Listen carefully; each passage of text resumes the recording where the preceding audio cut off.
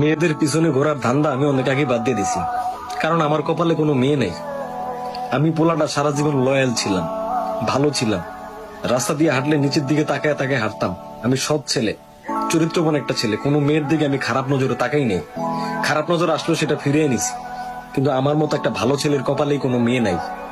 আমার বন্ধু বান্ধব যেগুলো লুরমা ছিল, যেগুলো কোনো কাজ করে না, পড়াশোনায় ভালো না, যেগুলোর চেহারা ছোটবেলায় গাঞ্জা করার মতো দেখা যেত, ওগুলা চুলমুল কাইটা এখন একটু ইয়াটিয়া এখন গার্লফ্রেন্ড নিয়ে রাস্তা রাস্তায় ঘুরে। অথচ আমার মতো একটা স্মার্ট ছেলে যার কপালে কোনো মেয়ে নেই।